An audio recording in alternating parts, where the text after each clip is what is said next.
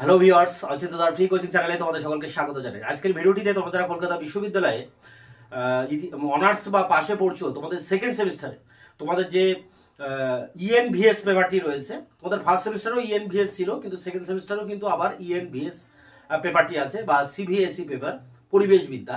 এই পেপারটির যে সিলেবাস নিয়ে আলোচনা করবো আজকের এই ভিডিওটিতে। এবং ভিডিওর টিতে আমরা দেখে নেবো তোমাদের যে 5টি ইউনিট আছে, প্রতিটি ইউনিটে কোন কোন বিষয় তোমাদের পড়তে হবে সেই বিষয়টি দেখবো। এবং ভিডিওর শেষে আলোচনা করবো এর যে নাম্বার প্যাটার্ন, সেই 50 নম্বরের পরীক্ষার সেই নাম্বার প্যাটার্নটি কেমন হবে সেটিও কিন্তু ভিডিওর শেষে আলোচনা করবো। তোমরা তোমাদের এই সেকেন্ড সেমিস্টারে তোমাদের যে আরো অন্যান্য যেসব পেপারগুলো রয়েছে, যেমন সিবিএসই পেপার বা আইডিসি পেপার বা অনার্স বা পাশের পেপার, প্রতিটা পেপারের সাজেশন ধরে ধরে তার বিভিন্ন প্রশ্নের উত্তর আমি কিন্তু একের পর এক আমার চ্যানেলে তার ভিডিও লেকচার ক্লাস নিয়ে আসছি। তাই আমার এই চ্যানেলটি তোমাদের জন্য খুবই উপকারী এবং একটি হেল্পফুল চ্যানেল হতে চলেছে। তোমরা তো সাবস্ক্রাইব করবে, তোমাদের বন্ধুদের কাছে অবশ্যই সেই চ্যানেলটিকে শেয়ার করবে, তোমাদের মতামত জানাবে নিচে কমেন্ট সেকশনে, এবং ভিডিওগুলি ভালো লাগলে অবশ্যই লাইক করবে। তো চলো শুরু করা যাক আজকের ক্লাসের মূল আলোচনার বিষয়। দেখে নিই আমরা কি আছে। পরিবেশবিদ্যা এর সিলেবাস নিয়ে ডিসকাস করব এবং এর কোশ্চেন প্যাটার্ন কি আছে সেটি নিয়ে আলোচনা করব। CU Calcutta university BA second সেমিস্টারদের জন্য ইএনভিএস, যাকে আমরা সিভিএসই পেপার বলি।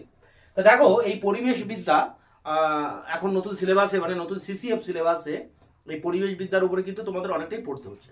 ফার্স্ট সেমিস্টারে ছিল, আবার সেকেন্ড সেমিস্টারও রাখতে হয়েছে। তো দেখো, ইউনিট 5 মানে এখানে 5টি ইউনিট রয়েছে। তো এখানে একটাই মাত্র ইউনিট এখানে রাখা আছে, ইউনিট 1, ফার্স্ট ইউনিট। প্রথম ইউনিটের নাম হচ্ছে এনভায়রনমেন্টাল এডুকেশন, যার বাংলা বলে দাঁড়ায় পরিবেশ শিক্ষা। অনেকগুলো পাঠে এগুলো ভাগ করা আছে, মানে এই ইউনিটটির ভিতরে অনেকগুলো বিষয় তোমাদের পড়তে হবে। কোন কোন বিষয় না? পরিবেশগত শিক্ষার ধারণা। এই পরিবেশগত শিক্ষা কাকে বলে? পরিবেশ নিয়ে যে পড়াশোনা অধ্যয়ন, এটা কাকে বলে? পরিবেশ কাকে বলে? পরিবেশগত সমাজ কাকে বলে? পরিবেশ কাকে বলে? সেই সম্পর্কে যে ধারণা, তার সংজ্ঞা এবং তার গুরুত্ব তাৎপর্য, এটি নিয়ে রয়েছে এই ইউনিটের মধ্যে সাব ইউনিট। পরেরটা দেখো, পরিবেশগত শিক্ষার জন্ম।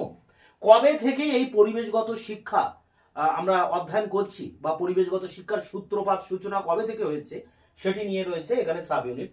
এরপরে আছে তখন তপশিলি ঘোষণা 1977 সালে পরিবেশ সংরক্ষণের জন্য বা পরিবেশের উপরে একটি ঘোষণা ভারত সরকারের তরফ থেকে কিন্তু ঘোষণা করা হয়। 5টি এখানে মডিউল আছে, মানে সাব মডিউল আছে এই ফার্স্ট ইউনিটের মধ্যে। প্রথম ইউনিট পরিবেশগত শিক্ষার ধারণা, সংজ্ঞা ও তাৎপর্য। মানে পরিবেশগত শিক্ষা কাকে বলে, তার সংজ্ঞাটা কি, পরিবেশের সংজ্ঞা কি, পরিবেশগত সমাজ কি, এবং পরিবেশের গুরুত্বটা কি, মানুষের জীবনে পরিবেশের গুরুত্ব কি, এটা নিয়ে কিন্তু প্রথম মডিউল আছে। সেকেন্ড মডিউলে কি দেখছি আমরা? পরিবেশগত শিক্ষার জন্ম। মানে কবে থেকে এই পরিবেশগত শিক্ষা আমাদেরকে পড়তে হয়, বা পরিবেশ নিয়ে যে গবেষণা, যে চর্চা মানুষের মধ্যে এবং গবেষকদের মধ্যে শুরু হয়, সেই ধারণাটা পরিবেশ সম্পর্কে আমাদের জানা প্রয়োজন, বা পরিবেশ নিয়ে মানুষের যে সচেতনতা সেটি কবে গড়ে উঠছে, কবে থেকে এই শিক্ষা, এই এনভায়রনমেন্টাল এডুকেশনটি কবে থেকে এর সূচনা হলো, সেটি নিয়ে সেকেন্ড মডিউল। এরপরে দেখো 3 নম্বর মডিউলে আছে তপশিলি ঘোষণা 1977। তা পরিবেশ মানুষের একটা অত্যাবশ্যকীয়, প্রয়োজনীয়, একটা অপরিহার্য উপাদান মানুষের জীবনে, সমাজের ক্ষেত্রে। তা পরিবেশকে সংরক্ষণ করার জন্য যে ঘোষণা করা হয় 1977 সালে পরিবেশ সংরক্ষণের উপরে, সেই তপশিলি ঘোষণাটির উপরেও কিন্তু একটি সাব মডিউল রয়েছে। এরপরে দেখো পরিবেশগত শিক্ষার দর্শন। এই পরিবেশগত শিক্ষা কেন পড়তে হয়, তার যে তাত্ত্বিক ভিত্তিটা কি, তার দর্শনগত ভিত্তিটা কি, কেন এর গুরুত্ব রয়েছে, কেন এর তাৎপর্য রয়েছে, সেটি নিয়ে রয়েছে পরের মডিউল। এবার শেষ মডিউল দেখো পরিবেশগত শিক্ষার সাথে পরিবেশ সচেতনতা। তা পরিবেশগত শিক্ষা আমরা নেব, আমাদের এনভায়রনমেন্টাল এডুকেশন আমাদের পড়তে হয়, তার সাথে সাথে পরিবেশ সম্পর্কে আমাদের একটা সচেতনতা গড়ে ওঠে। তা পরিবেশগত সচেতনতা বাড়ানোর জন্য এই যে বিভিন্ন ধরনের দূষণ, সেই দূষণ প্রতিরোধ করার জন্য এবং পরিবেশকে বাঁচানোর জন্য, যাতে আমরা ছাত্রছাত্রীরা সচেতন হয়ে উঠি, তার জন্যই কিন্তু আজ এই এনভায়রনমেন্টাল এডুকেশন আমাদের সিলেবাসে অন্তর্ভুক্ত করা হয়েছে। তো এই মডিউলটা এই পরিবেশগত শিক্ষার পাশাপাশি পরিবেশ সম্পর্কে যে সচেতনতা মানুষের মধ্যে গড়ে তোলা হচ্ছে সেটি নিয়ে এই মডিউলে রয়েছে। তাহলে এনভায়রনমেন্টাল এডুকেশন, পরিবেশগত শিক্ষা, মানে ইএনভিএস যে পেপারটি সেকেন্ড সেম তোমরা পড়বে, তার প্রথম যে তাত্ত্বিক বা তার যে দর্শনগত যে ব্যাখ্যা, বা পরিবেশগত শিক্ষা কাকে বলে, তার ধারণা কবে গড়ে উঠলো, এটা কেন আমাদের প্রয়োজন, এটার ভিতর দিয়ে কিভাবে মানুষের মধ্যে পরিবেশ সম্পর্কে সচেতনতা বাড়ানো যায়, এরকম ইত্যাদি সব বিষয় নিয়েই কিন্তু রয়েছে এই first unit environmental education. Second ইউনিটে তোমাদের যেটি রয়েছে দেখো, rules and regulation of environment, যার বাংলা বলে দাঁড়ায় পরিবেশের নিয়ম ও বিধি বিধান। পরিবেশকে রক্ষা করার জন্য, বিভিন্ন দূষণের হাত থেকে পরিবেশকে রক্ষা করার জন্য যে বিভিন্ন আইন কানুন বিধি নিষেধ রয়েছে সরকারি তরফ থেকে, সেটি নিয়ে রয়েছে এই ইউনিটে। প্রথম ইউনিটে আমরা দেখেছি যে পরিবেশবিদ্যা কাকে বলে, কবে থেকে তার জন্ম, এবং পরিবেশবিদ্যা অধ্যয়নের ভিতর দিয়ে কিভাবে আমরা সচেতনতা বাড়াতে পারি। আর সেকেন্ড ইউনিটে দেখছি যে সেই পরিবেশকে সংরক্ষণ করার জন্য যে বিভিন্ন আইন কানুন নিয়ম বিধি রয়েছে সেটি নিয়ে কিন্তু সেকেন্ড ইউনিট। তো এখানে অনেকগুলো সাব মডিউলে ভাগ করা রয়েছে। দেখো, প্রথমে আছে নিয়ম বিধি বিধানের প্রয়োজনীয়তা। কেন প্রয়োজন এই নিয়মের, কেন প্রয়োজন এই বিধি বিধানের, সেটি বোঝাই যাচ্ছে পরিবেশকে রক্ষা করার জন্যই কিন্তু নিয়মের প্রয়োজন। না হলে নিয়ম যদি মানুষ মেনটেন করে তাহলে তবেই পরিবেশকে আমরা রক্ষা করতে পারি। এই জন্য নিয়মের প্রয়োজন, বিধি বিধানের প্রয়োজন। তারপরে দেখো, বিভিন্ন ধরনের নিয়ম ও বিধি বিধান। তা সেই নিয়মগুলি কি আছে, সেই বিধি বিধানগুলো কি আছে, যে বিভিন্ন টাইপের যে বিধিবিধান আছে। জল দূষণের বিধিবিধান একরকম, বায়ু দূষণের বিধিবিধান একরকম, বন্য প্রাণী বিধিবিধানের একরকম, বনকে সংরক্ষণ করার জন্য। তো এই যে বিভিন্ন টাইপের যে নিয়ম কানুন, সেই বিভিন্ন টাইপ বা বিভিন্ন ধরনের নিয়ম কানুন নিয়ে রয়েছে পরের মডিউলে। পরের মডিউলটা দেখো, পরিবেশগত নিয়ম ও বাস্তবায়নের ভুল। তা পরিবেশগত সংরক্ষণের জন্য, পরিবেশকে সংরক্ষণের জন্য বিভিন্ন ধরনের নিয়ম আমরা জানি সরকারি তরফ থেকে করা হয়, কিন্তু সেগুলো বাস্তবে সেগুলিকে কার্যকরী করতে গিয়ে নানা রকম ভুল ভ্রান্তি কিন্তু রয়েছে। সেই ভুলগুলো কি, এবং সেই পরিবেশগত নিয়ম বাস্তবায়নের সমস্যাটা কি, কেন এই পরিবেশগত নিয়মকে আমরা কার্যকরী করতে পারছি না, সেই সমস্যাটা কি, তাহলে ভুলটা কি আর সমস্যাটা কি, আর সেই পরিবেশগত নিয়ম বা বিধিবিধানগুলো কি। তা পরপর তিনটি কিন্তু এই মডিউল রয়েছে। পরেরটি দেখো, ভারতে পরিবেশ আইন। ভারতে পরিবেশকে সংরক্ষণ করার জন্য বিভিন্ন আইন ভারত সরকার নিয়েছে, যেমন বন্য প্রাণী সুরক্ষা আইন, বন সংরক্ষণ আইন, জল দূষণ নিয়ন্ত্রণ আইন, বায়ু প্রতিরোধ ও নিয়ন্ত্রণ আইন, পরিবেশ সংরক্ষণ আইন। তো ভারত সরকার অনেক আইন পাশ করেছে বনকে সংরক্ষণ করার জন্য, জল দূষণ থেকে বাঁচানোর জন্য, বায়ু দূষণ থেকে বাঁচানোর জন্য। তো এই আইনগুলোর উপরে কিন্তু আলাদা আলাদা করে তোমাদেরকে পড়তে হবে। এবং শেষে দেখো রয়েছে জীব বৈচিত্র্য আইন। জীব বৈচিত্র্য, এই যে একটা ইকোসিস্টেম ভারসাম্য বজায় আছে একটা বাস্তুতন্ত্রের ভিতরে, যেখানে একটা খাদ্যের সম্পর্ক একটা প্রাণীর সাথে আরেকটা প্রাণীর, এই যে সিস্টেমটা, ইকোসিস্টেমটা বজায় আছে, যাকে আমরা বাংলায় বলি জীব বৈচিত্র্য যে শৃঙ্খলাটা কি, ইকোসিস্টেমটা কি, এবং বিভিন্ন আন্তর্জাতিক চুক্তি। পৃথিবীতে এই জীব বৈচিত্র্য বজায় রাখার জন্য বিভিন্ন ধরনের আন্তর্জাতিক চুক্তি হয়েছে। সেই চুক্তিগুলো কি আছে দেখো, মন্ট্রিল কনভেনশন বা প্রোটোকল, কিয়োটো প্রোটোকল, এগুলো বড় বড় আন্তর্জাতিক সম্মেলন যেখানে বিশ্বের সব দেশ সেখানে পার্টিসিপেট করে, এবং পরিবেশকে রক্ষা করার জন্য কি কি ব্যবস্থাপনা বা কি কি নিয়ম নীতি চালু করা যায়, এই সব প্রোটোকলের ভিতর দিয়ে কিন্তু সেইগুলো ঘোষণা করা হয়েছে। এরপরে আছে দেখো, জৈবিক বৈচিত্র্যের কনভেনশন। তো এই জীব বৈচিত্র্যকে বাঁচিয়ে রাখার জন্য অনেক আলোচনা হয় আন্তর্জাতিক স্তরে, এবং তাকে বাঁচিয়ে রাখার জন্য, জীব কুলকে বাঁচিয়ে রাখার জন্য, বিভিন্ন লুপ্ত প্রায় প্রাণীকে বাঁচিয়ে রাখার জন্য বিভিন্ন ধরনের আইন কানুন আন্তর্জাতিক স্তরে কিন্তু হয়েছে, এবং এ সম্পর্কে অনেক আন্তর্জাতিক আইনও পাস হয়েছে। সেটি কিভাবে হয়েছে, বিভিন্ন আলোচনার ভিতর দিয়ে, বিভিন্ন কনভেনশন হয়েছে বিভিন্ন জায়গায় আন্তর্জাতিক স্তরে, এবং তার ভিতর দিয়ে কিছু নীতি নির্দেশিকা প্রকাশিত হয়েছে, যেগুলোকে আমরা বলি প্রোটোকল।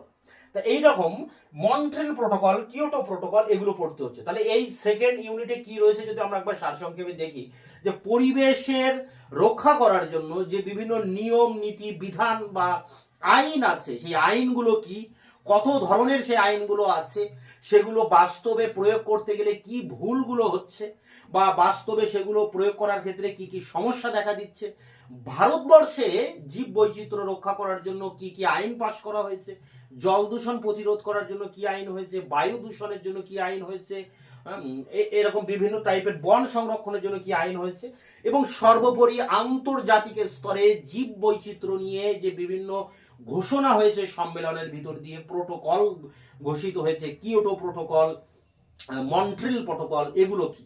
তো এই সব নিয়ে কিন্তু রয়েছে সেকেন্ড ইউনিটে, যার নাম রুলস অ্যান্ড রেগুলেশন, বিভিন্ন আইন এবং তার বিধি নিষেধ।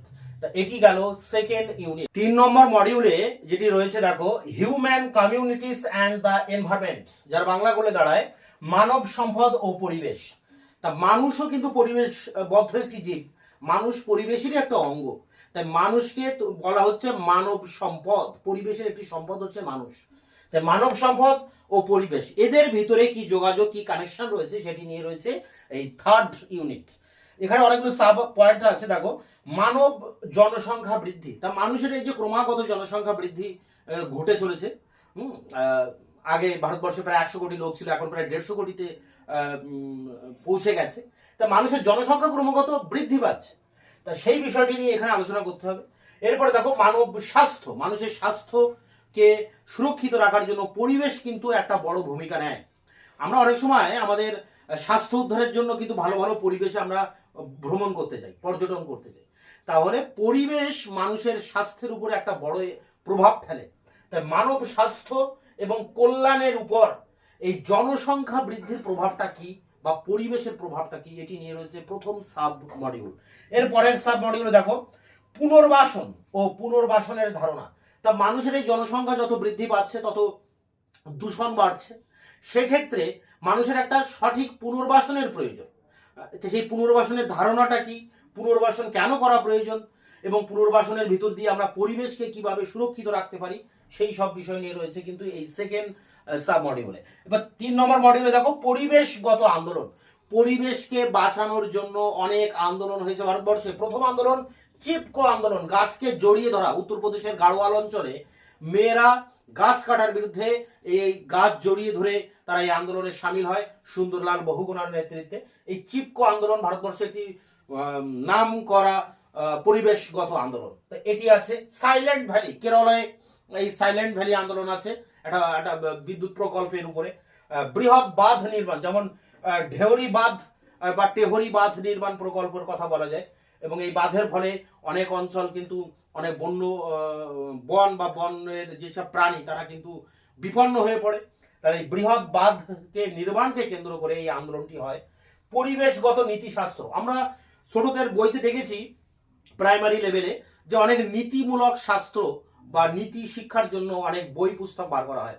তা পরিবেশের উপরে কি এরকম কোনো নীতিশাস্ত্র আছে যেগুলো পাঠ করলে আমরা পরিবেশ সম্পর্কে সচেতন হতে পারি, এবং তার প্রকারগুলো কি আছে? তা পরিবেশগত সেই নীতিশাস্ত্র।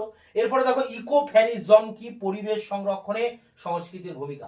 ভারতবর্ষের যে একটা বিচিত্র সংস্কৃতি রয়েছে, বিভিন্ন মানুষের এই যে পারস্পরিক বসবাস, এই যে মানুষের একটা বিচিত্র সংস্কৃতি ভারতবর্ষে, এবং এই সংস্কৃতির যে ঐতিহ্য প্রাচীনকাল থেকে বহমান, বিভিন্ন জাতির এই সংস্কৃতি, এই জাতির সংস্কৃতির উপরে পরিবেশ কতটা প্রভাব ফেলছে, পরিবেশের সাথে এই ভারতীয় সংস্কৃতির কি যোগাযোগ রয়েছে, তা নিয়ে রয়েছে কিন্তু এই শেষ সাব মডিউলে। তাহলে দেখো এই মডিউলে 3 নম্বর মডিউলে কি রয়েছে, মানুষ নিয়ে আছে। মানুষ তো পরিবেশের একটি পার্ট, তাই মানুষের মানে মানব সম্পদ এবং পরিবেশ এর ভিতরে কি সম্পর্ক, জনসংখ্যা বৃদ্ধি কেন হচ্ছে, জনসংখ্যা বৃদ্ধির ফলে পরিবেশের উপর কি প্রভাব পড়ছে, জনসংখ্যা বৃদ্ধি হওয়ার ফলে তাদের একটা পুনর্বাসনের প্রয়োজন, নয়তো পরিবেশ দূষণ হতে থাকবে। তা পুনর্বাসন কেন প্রয়োজন, কিভাবে পুনর্বাসন করা যায়, এবং শেষে রয়েছে পরিবেশগত আন্দোলন, চিপকো আন্দোলন, সাইলেন্ট ভ্যালি আন্দোলন, বৃহৎ বাঁধ নির্মাণ আন্দোলন।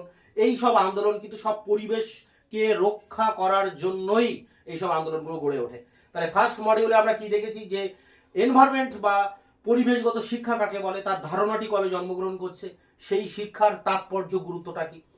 সেকেন্ড মডিউলে আমরা দেখেছি যে বিভিন্ন আইন পরিবেশকে রক্ষা করার জন্য ভারত সরকার কর্তৃক বা বিশ্বের বিভিন্ন রকম যে প্রোটোকল বা কনভেনশন হয়েছে, মন্ট্রিল বা কিয়োটো সম্মেলন, যেগুলোর ভিতর দিয়ে জীব বৈচিত্র্যকে রক্ষা করার জন্য বিভিন্ন আইন কানুন পাশ হয়েছে। ভারত সরকারের যে বন্যপ্রাণ সংরক্ষণ আইন, জল দূষণের আইন বা মানে দূষণ প্রতিরোধ করার আইন, বা মাটি ক্ষয় রোধ করার যে আইন, বিভিন্ন ধর বায়ু দূষণ প্রতিরোধ করার আইন, শব্দ দূষণ প্রতিরোধ করার যেসব আইন ভারত সরকার দ্বারা নিয়ন্ত্রিত মানে কর্তৃক প্রবর্তিত হয়েছে, যেসব আইন কানুন বিধিনিষেধ, সেটি আমরা সেকেন্ড ইউনিটে দেখেছি। আর 3 নম্বর ইউনিটে আমরা দেখছি মানব সম্পদের উপরে, মানুষের জনসংখ্যা কেন বৃদ্ধি পাচ্ছে, মানুষের জনসংখ্যা বৃদ্ধির ফলে তার স্বাস্থ্যের উপর কি প্রভাব ফেলছে, এবং মানুষের পুনর্বাসন কেন প্রয়োজন পরিবেশকে রক্ষা করার জন্য, পরিবেশগত যেসব আন্দোলন ভারতবর্ষে গড়ে উঠেছে, চিপকো, সাইলেন্ট ভ্যালি, বৃহৎ বাঁধ নির্মাণ আন্দোলন, এই সব নিয়ে কিন্তু থার্ড ইউনিট। তাহলে ফার্স্ট, সেকেন্ড এবং থার্ড তিনটি ইউনিট সম্পর্কে একটা স্বচ্ছ ধারণা তোমাদের দিতে পারলাম। 4 নম্বর ইউনিটটায় অনেক গুরুত্বপূর্ণ বিষয় তোমাদের এই পরিবেশগত শিক্ষার উপরে রাখা হয়েছে। তো দেখো 4 নম্বর ইউনিটে কি রয়েছে, দেখো ডিজাস্টার অ্যাওয়ারনেস, এখানে এর বাংলা বলে দাঁড়ায় দুর্যোগ সচেতনতা। তো দুর্যোগ বলতে বিভিন্ন ধরনের প্রাকৃতিক যে দুর্যোগ আসে, সেই দুর্যোগগুলি এর উপরে আমরা কি সতর্কতা নেই বা সরকার কি সতর্কতা অবলম্বন করে, সেটি নিয়ে কিন্তু এই 4 নম্বর ইউনিটে রাখা আছে। দেখো বিপত্তি, বিপত্তি মানে বিভিন্ন ধরনের দুর্যোগকে বিপত্তি বলা হচ্ছে। দুর্যোগ কাকে বলে, বিপত্তি কাকে বলে, ঝুঁকি, এবং এই দুর্যোগ বা এই বিপত্তির ফলে মানুষের জীবনে কি ঝুঁকি আসতে পারে, এবং দুর্বলতার মৌলিক বিষয়, মানুষ এই দুর্যোগ যখন আসে মানুষ কেন দুর্বল হয়ে পড়ে, সেই বিষয়গুলি নিয়ে কিন্তু এই প্রথম সাব মডিউলে আছে। পরেরটি দেখো দুর্যোগের শ্রেণী বিভাগ, বিভিন্ন ধরনের দুর্যোগ হতে পারে, ভূমিকম্প হতে পারে, বন্যা হতে পারে, ঘূর্ণিঝড় হতে পারে, সুনামি হতে পারে। তাহলে দুর্যোগের অনেক শ্রেণী ভাগ আছে, সেটি নিয়ে এই মডিউলে আছে। পরের মডিউলটি দেখো প্রাকৃতিক দুর্যোগ।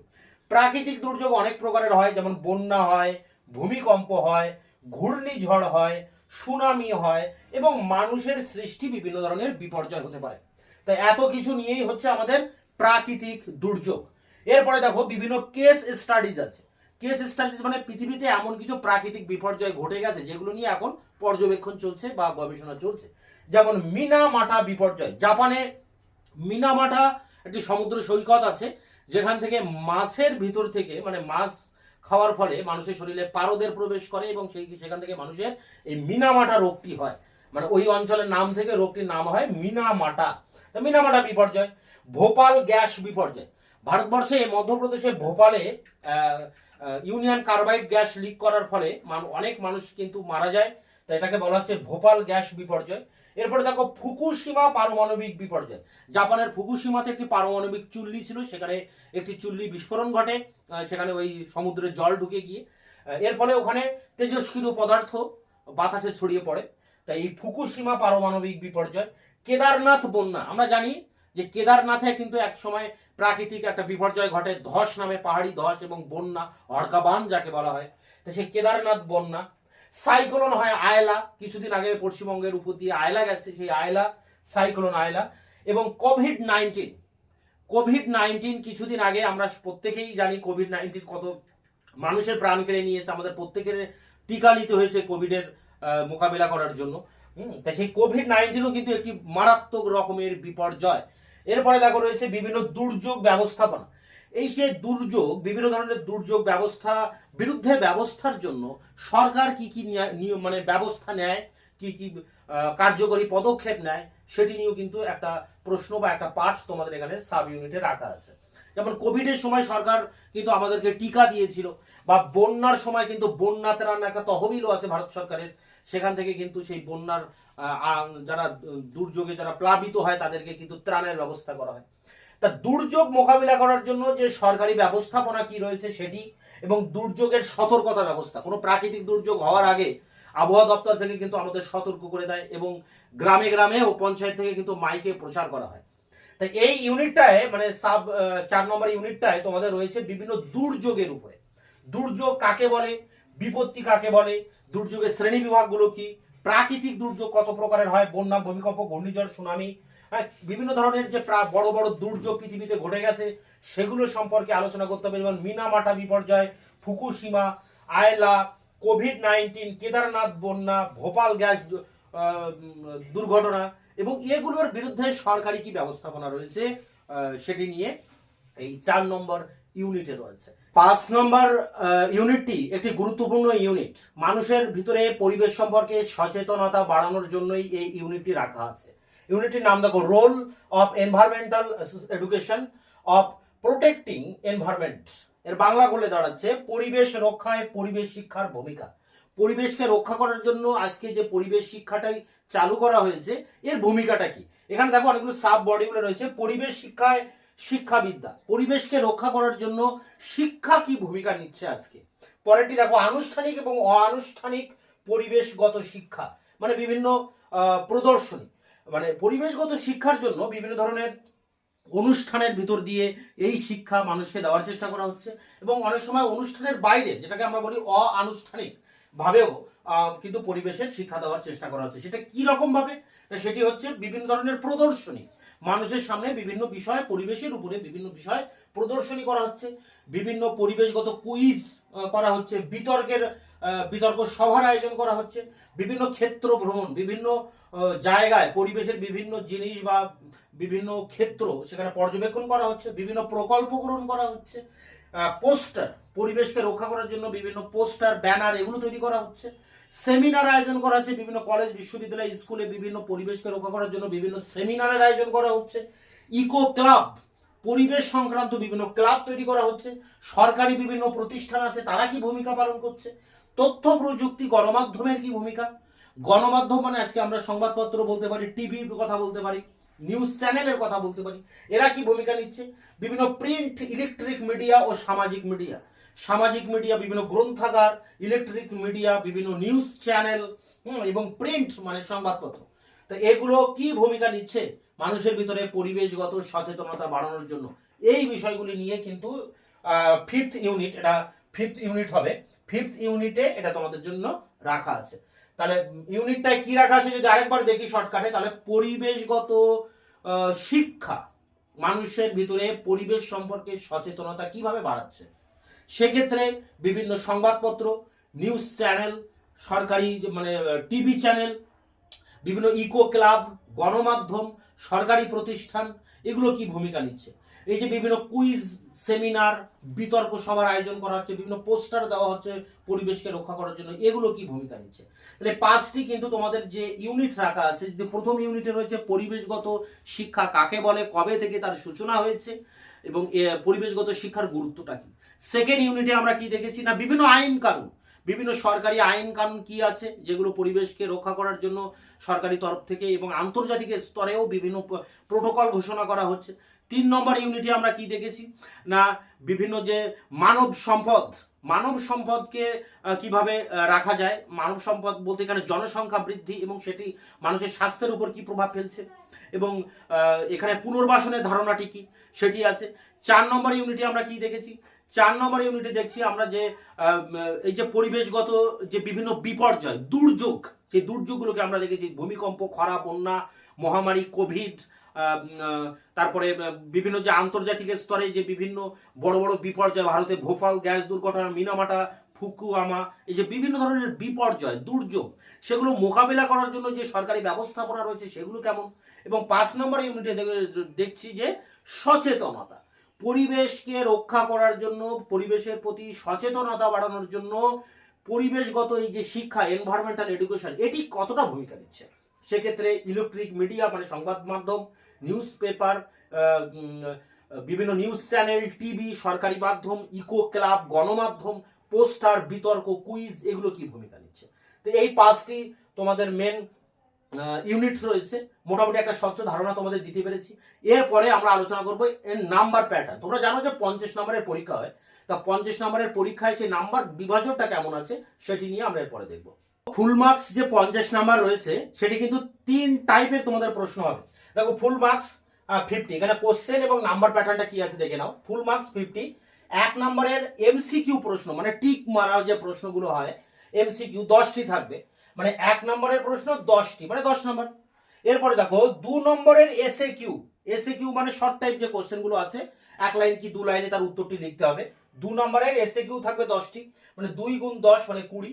আর 5 নম্বরের টিকা থাকবে 4টি, এখানে 8টি দেওয়া থাকবে, 4টি তোমাদের লিখতে হবে। দেখো 5 গুণ 4 মানে 5 নম্বরের টিকা 4টি 20, তাহলে 20 20 40 আর 10 50, এই হচ্ছে 50 নম্বরের পরীক্ষা।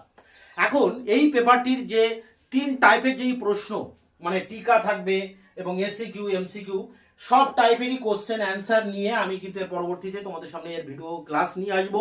তাই আমার চ্যানেলটি তোমাদের জন্য ভীষণ একটি গুরুত্বপূর্ণ চ্যানেল হতে চলেছে।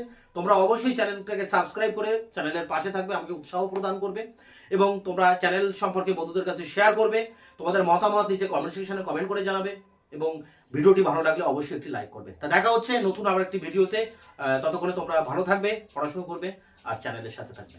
University of Calcutta second semester পরিবেশবিদ্যা ENVS মানে CVSE paper, syllabus and question pattern 2024। দেখো ইউনিট 5, এখানে 5টি ইউনিট আছে। প্রথম ইউনিট মানে ফার্স্ট ইউনিট, প্রথম অধ্যায় এনভায়রনমেন্টাল এডুকেশনের বাংলা বলে পরিবেশ শিক্ষা।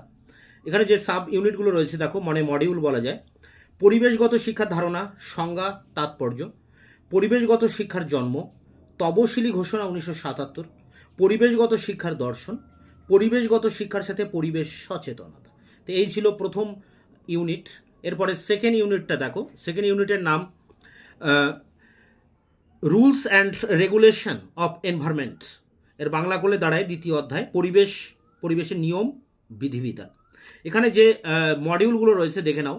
নিয়ম ও বিধিবিধানের প্রয়োজনীয়তা, বিভিন্ন ধরনের নিয়ম ও বিধিবিধান, পরিবেশগত নিয়ম বাস্তবায়নে ভুল, পরিবেশগত নিয়ম বাস্তবায়নের সমস্যা, ভারতে পরিবেশ আইন, বন্যপ্রাণী সুরক্ষা আইন, বন সংরক্ষণ আইন, জল দূষণ প্রতিরোধ ও নিয়ন্ত্রণ আইন, বায়ু প্রতিরোধ ও নিয়ন্ত্রণ দূষণ আইন, পরিবেশ সংরক্ষণ আইন। এরপরে দেখো যে মডিউল আছে জীব বৈচিত্র্য আইন, আন্তর্জাতিক চুক্তি যেমন মন্ট্রিল প্রোটোকল, কিয়োটো প্রোটোকল এবং জলবায়ু আলোচনা, জৈবিক বৈচিত্র্য কনভেনশন যাকে CBD বলা হয়। Unit 3 human communities and the environment. তৃতীয় অধ্যায় হচ্ছে মানব সম্পদ ও পরিবেশ, এটির উপরে এই অধ্যায়। দেখো প্রথমে সাব বা মডিউল যেটা রয়েছে মানব জনসংখ্যা বৃদ্ধি, পরিবেশ, মানব স্বাস্থ্য এবং কল্যাণের উপর এর প্রভাব। জনসংখ্যা কী প্রভাব ফেলছে। পরেরটি পুনর্বাসন এবং পুনর্বাসনের ধারণা, পরেরটি পরিবেশগত আন্দোলন যেমন চিপকো আন্দোলন, সাইলেন্ট ভ্যালি আন্দোলন, বৃহৎ বাঁধ আন্দোলন, পরিবেশগত নীতিশাস্ত্র তার প্রকার এবং শেষ মডিউল হচ্ছে ইকো ফ্যানিজম, পরিবেশ সংরক্ষণে সংস্কৃতির ভূমিকা। এরপর দেখো ইউনিট 4 ডিজাস্টার অ্যাওয়ারনেসেস। চতুর্থ অধ্যায়ের বাংলা হচ্ছে দুর্যোগ সচেতনতা, বিপত্তি, দুর্যোগ, ঝুঁকি এবং দুর্বলতার মৌলিক বিষয়। দুর্যোগের শ্রেণীবিভাগ, প্রাকৃতিক দুর্যোগ যেমন ভূমিকম্প, বন্যা, ঘূর্ণিঝড়, সুনামি এবং ভূমিক্ষয়, মনুষ্যসৃষ্ট বিপর্যয়। এরপরে কিছু কেস স্টাডি রয়েছে যেমন মিনামাটা বিপর্যয়, ভোপাল গ্যাস বিপর্যয়, ফুকুশিমা পারমাণবিক বিপর্যয়, কেদারনাথ বন্যা, সাইক্লোন আয়লা, কোভিড-19। এছাড়া রয়েছে মডিউলে দুর্যোগ ব্যবস্থাপনা, দুর্যোগ সতর্কতা ব্যবস্থা। ইউনিট 5 এটি শেষ unit, role and environmental education in protecting environment. এর পঞ্চম অধ্যায়ের বাংলা হচ্ছে পরিবেশ রক্ষায় পরিবেশ শিক্ষার ভূমিকা। এখানে দেখো আজীবন শেখার পদ্ধতি, পরিবেশ শিক্ষায় শিক্ষাবিদ্যা। পরেরটি আছে আনুষ্ঠানিক এবং অনানুষ্ঠানিক পরিবেশগত শিক্ষা, প্রদর্শনী, এর ভূমিকা পালনের ক্ষমতা, কুইজ, বিতর্ক, ক্ষেত্র ভ্রমণ, প্রদর্শন প্রকল্প, পোস্টার উপস্থাপনা, সেমিনার, ইকো ক্লাব এবং সরকারি প্রতিষ্ঠানের ভূমিকা, তথ্য প্রযুক্তি, গণমাধ্যমের ভূমিকা, প্রিন্ট, ইলেকট্রিক এবং সামাজিক মিডিয়া। তো এই ছিল 5টি ইউনিটের ডিটেলস আলোচনা। এরপরে দেখো তোমাদের নাম্বার এবং কোশ্চেন প্যাটার্নটি একবার দেখে নাও। ফুল মার্কস 50, এখানে 1 নম্বরের MCQ আসবে 10টি মানে 10 গুণ 1 মানে 10 নম্বর, এবং 2 নম্বরের SAQ আসবে 10টি, মোট হচ্ছে 2 গুণ 10 মানে 20, এবং 5 নম্বরের 4টি প্রশ্ন আসবে টিকা, 5 নম্বরের 4টি মানে 20 নম্বর, তাহলে মোট নাম্বার হলো 50। এই 50 নম্বরের পরীক্ষা। এখানে MCQ, SAQ এবং টিকা প্রতিটি প্রশ্নের উত্তর ব্যাখ্যা সহ আমি এরপরে ভিডিও লেকচার ক্লাসের মাধ্যমে তোমাদের সামনে হাজির করব। তাই আমার চ্যানেলটি অবশ্যই তোমরা সাবস্ক্রাইব করে চ্যানেলের পাশে থাকবে, আমাকে উৎসাহ প্রদান করবে, বন্ধুদের কাছে শেয়ার করবে, ভিডিওটি ভালো লাগলে একটি লাইক করবে।